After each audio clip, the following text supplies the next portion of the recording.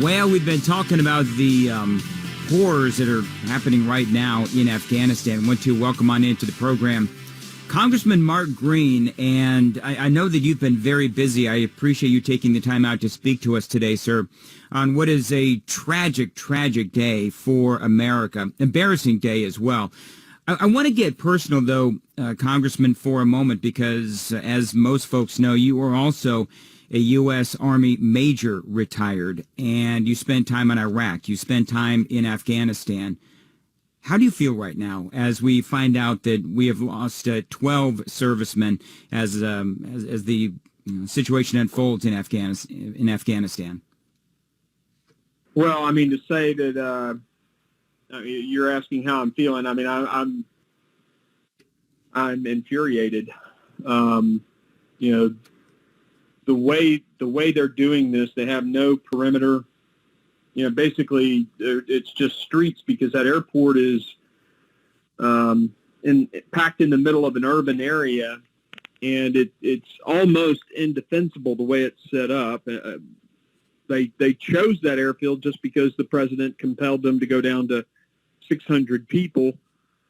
And then when the country collapsed, of course, they plussed it up with a brigade from the 82nd and other some very elite forces. But it's insane that, this is where they are. And all of this seems to be on Joe Biden. The DOD guys that I've spoken with have said, we wanted to stay at Bagram. We asked to stay at Bagram. The president said, no, go down to 600, a number which I guess just got pulled out of the hat.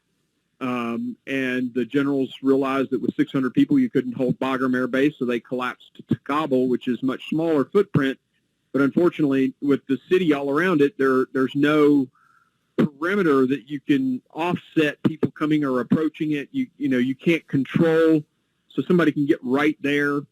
Right. Of course, they're processing people in, and this kind of thing could happen regardless, since they're bringing people into the perimeter to get checked off and go in.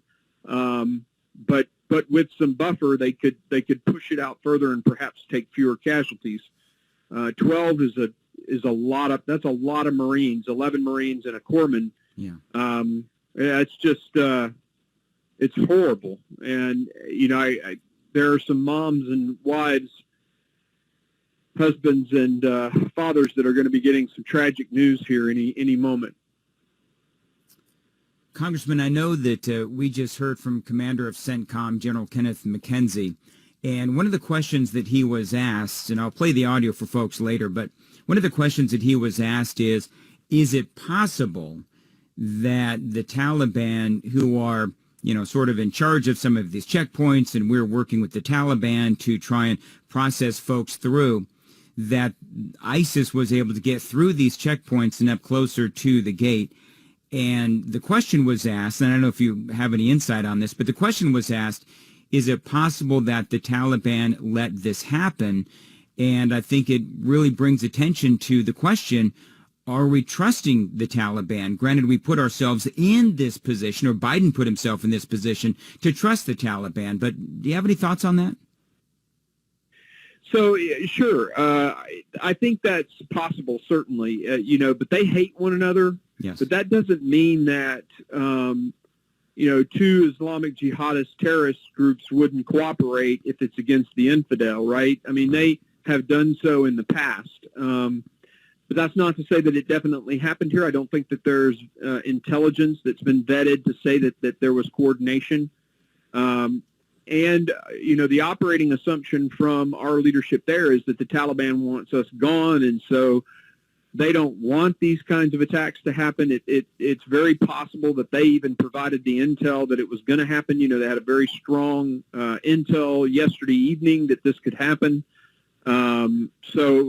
It's really, that one would be really hard to, and would take a lot of human assets digging out to find out the collaboration if it was there. Congressman Joe Biden, the president, is supposed to speak at 4 o'clock. I know that we've all been critics of the president. Certainly I have. I know you have as well. What can he possibly say for himself at 4 o'clock? What do you want to hear? I would like the president to come out and say that the Taliban failed to keep their promise and protect people coming to the airport. And because of that failure, the August 31st timeline is now off, and our departure is indefinite until every American is safely out of the country. I would probably announce the addition of seizing another airfield. I think just that one airfield is incredibly vulnerable. It allows the enemy to concentrate its force around you. And so I would spread them out by having another place to cycle people out. Now, that's going to take considerable force, but we don't leave Americans behind. I mean, I took an oath when I was in, and the soldiers and sailors, airmen, Marines who are in, they've all taken the oath in the code of conduct that we will never abandon a fallen comrade. We will never leave someone behind. And so, it's just, we can't change the ethos of who we are. And so we have to stay who we are, and that means you stay there until every American is home, whatever that takes. Just whatever it takes. It almost sounds like, Congressman, and I'm far from a military expert, which is why I'm glad that I have you on, but it's almost like we are putting ourselves at risk because we don't want to bring additional forces into Afghanistan. And sometimes, the best way to deal with these things, I would assume, is to have more forces there to make sure that we don't leave ourselves vulnerable. Well, every new troop that goes in increases risk to some extent because, that's another, particularly if you open up a second location. However, it decreases risk because it would spread the enemy and it would increase the diameter of the pipeline of people flowing out.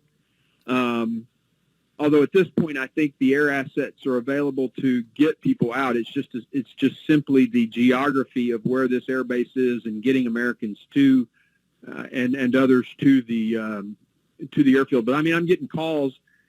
I had a contact at the Abbey Gate this morning on the phone with me right when the blast happened, and these guys are all saying that there are still Americans around the outside of the perimeter trying to get in. I got a text 15 minutes ago from someone who said there are Americans with their children who are non-Afghans because they, married an Afghan woman or man, and so they've got children and a spouse that is not an American citizen that are all trying to get into the perimeter and can't get into the perimeter. I also got intel earlier that they were actually welding the gates closed. So it, all indications suggest that basically the people who are outside the perimeter are kind of on their own now. This sounds like a situation where we're going to have Americans being held hostage inside Afghanistan. Oh, yeah. Yes, I anticipate. Secretary Blinken told us a couple of days ago that they know there will be Americans left when we leave. And that just means hostages and potentially beheaded Americans. And it's just unconscionable that they flippantly would just say that and leave. I am flabbergasted by everything that, you're saying. You're not saying anything that we, of course, didn't already know, but when the reality of all of this hits America on the side of the head like a brick, one of the things, and I was thinking about this the other day, Congressman, is that we've been living since Biden came on board in a world of celebrating pronouns and where you live in this world of rainbows and you obsess over the rewriting of history and the 1619 Project and critical race theory. And that has been what the Biden administration has been so focused on. And again, it is like real life has slapped Joe Biden and the Democrats upside the head because their priorities have been all screwed up. And I can hear, I don't know if I feel deflated or if I'm enraged, but I feel both at the same time. Yeah, I'm dealing with this mix of emotion. I've got, friends that I lost over there. I have friends that are deployed there right now that are inside that perimeter. I have people that I worked with who are outside the perimeter, obviously. I go from rage and wanting to grab my kit and get on a plane and go to just this pit in my stomach and deep sadness for the loss. And I'm sure all of America is feeling that same sort of frustration. We feel helpless because our leaders are so inept, and it doesn't seem like. And I've been calling for Joe Biden to step down for well over a week. The past 2 days, I've been calling for the cabinet to do the right thing and take him out. I mean, he's either a liar or he has no concept of what's going on, because even his own Secretary of State and Secretary of Defense are constantly contradicting what he says. So either he's intentionally being deceptive or he just doesn't get it. Both of those circumstances are unacceptable, and he needs to go. My one question is this: you just backtrack a little bit. You said you were on the phone with somebody when the blast happened. Did you hear it? No, I'm sorry. I was texting. Got it. What do you think? I know that we're in a situation right now where, I've been calling for the cabinet to, bring forth the 25th Amendment. That, of course, would possibly leave us Kamala Harris. But I guess the question is this. The Democrats who you deal with on a daily basis, I mean, you're talking about Nancy Pelosi, Alexandria Ocasio-Cortez, Ilhan Omar, all of these folks. This is such a clear screw-up of this administration. Do they have anything to say, or are they walking around with their heads held high around Washington, D.C., or are they hanging their heads in shame like they should be? And I'll let you answer that the way that you want to, but I'm just curious, what is their attitude today? Well, I mean, I don't know if you saw yesterday, the president was asked a question after the cybersecurity thing about Americans being left there, and he flippantly, of course, they had turned his mic off, yep. But the reports from the press pool was that he just practically giggled or laughed and said, "You'll be the first I call," as if this is some kind of joke. That's infuriating. I mean, it just pisses me off. I don't know how else to say it. But I don't know that they know. I don't know that they really get this. I mean, it's just, I'm speechless in many ways. I don't know what else to say other than they need to step down.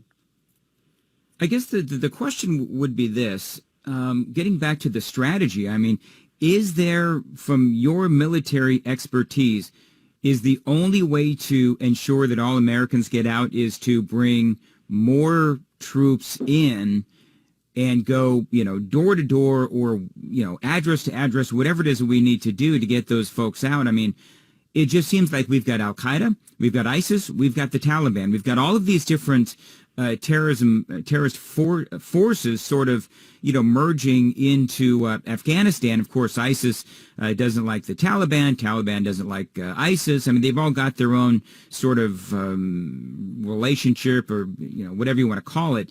But I don't know how we move forward and rescue people other than just going in and rooting out our people and doing whatever we can to, take out as many terrorists as we can as they fight us with our equipment.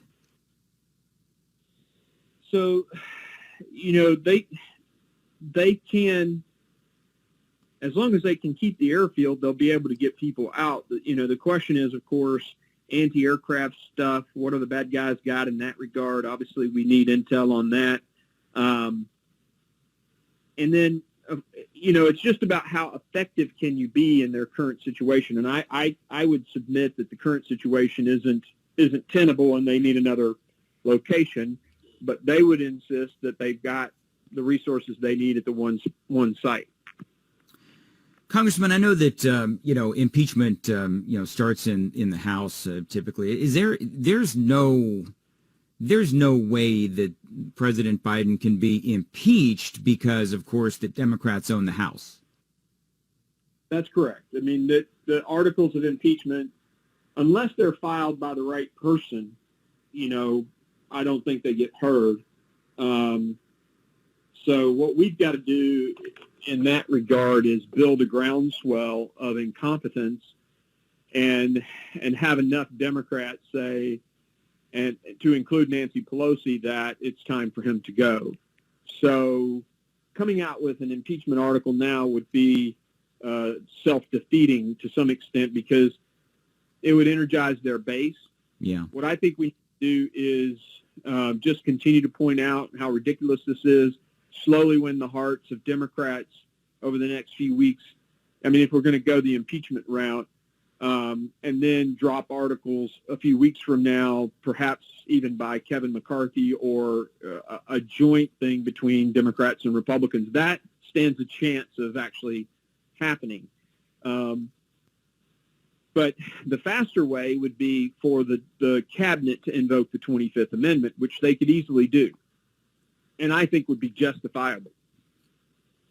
I think to not invoke the 25th Amendment is irresponsible at this point. And I don't know if it's because you believe, and you don't have to comment on this, but, if you believe that Joe Biden is having some, problems mentally with his, his dementia, I believe that is beginning to set in, or just the sheer incompetency, the lying. I don't know which grounds you could use. I mean, it seems to me like there's a number of different ways that you could go to invoke the 25th Amendment. Is there, as I wrap this up, sir, is there anything else that I'm missing? I know news is breaking by the second here. There's a word of yet another explosion in Afghanistan. Is there anything that I'm missing or that you want to say as we wrap this up? No, I mean, I think I've said my piece about it. I will say, I go back to, I'll reiterate, he's either lying or he has no clue, both of which, to me, warrants his removal. So the cabinet needs to do something. And short of that, we've got to continue to talk about this, convince Democrats to join us, and impeach him. All right. Thank you very much, Congressman Mark Green. Always there when we need him, and appreciate you joining us here on Super Talk 99.7 WTN.